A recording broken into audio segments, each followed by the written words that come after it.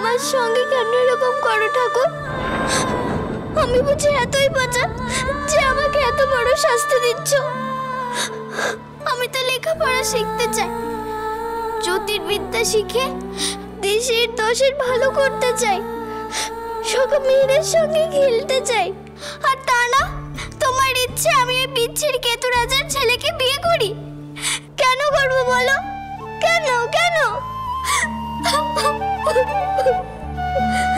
বলো না ঠাকুর, বলো না।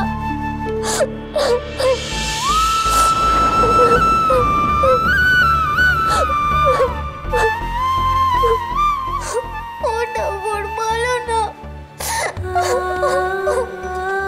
লীলামা, কি হয়েছে? কি হয়েছে মা? গোপাল ঠাকুরের কাছে এত কিসের নালিশ? তুই মাথা দিচ্ছিলিস কেন? আমি তোমাকে ছেড়ে কোথাও যাবো না। আচ্ছা, ঠিক করে বস দেখি। এবার বল, কি হয়েছে? তুমি বলো, আমি কি তোমাদের উপর বোঝা হয়ে গেছি? আমি সবে বাড়িতে ফিরলাম, আর এর মধ্যে তোমরা আমাকে দূরে করে দিতে চাইছো। কে তোমাকে দূরে করেছে? তুমি যে কি বলছো আমি তো কিছুই বুঝতে পারছি না মা। ওই যে সুকেতুগড়ের কেতুরাজ আজ এসেছেন। উনি নাকি ওনার ছেলে সূর্যকেতুর সঙ্গে আমার বিয়ে দিতে চান। তবে আমি বলে দিয়েছি আমি মোটেও বিয়ে করব না। আমি ওখান থেকে দৌড়ে পালিয়ে চলে এসেছি। ও বাবা, আমি বিয়ে করব না। আমি তোমাকে ছেড়ে, দেওয়ালিকে ছেড়ে কোথাও যাব না মা, কোথাও যাব না। বিয়ের সম্বন্ধ চলে এলো বুঝি?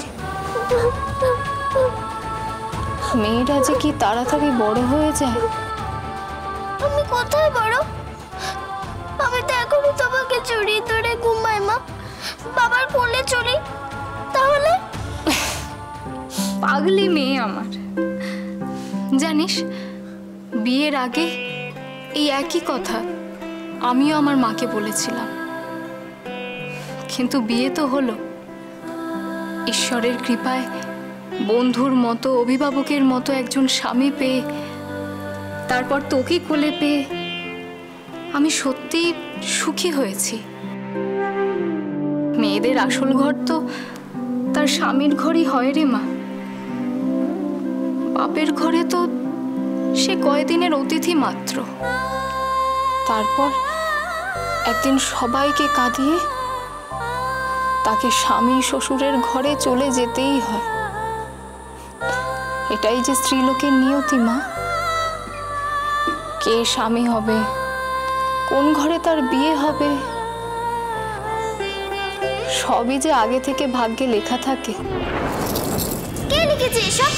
আমি এরকম পচা নিউটি মানি না। আমার নিউটি আমিই লিখবো। একে লীলামা, কোথায় যাচ্ছিস? সাবধানে দৌড়াস না, পড়ে যাবি। খনার কাহিনী সোম থেকে শনি সন্ধ্যে 7:30টায় আকাশ আট ও প্ল্যাটফর্ম 8-এ।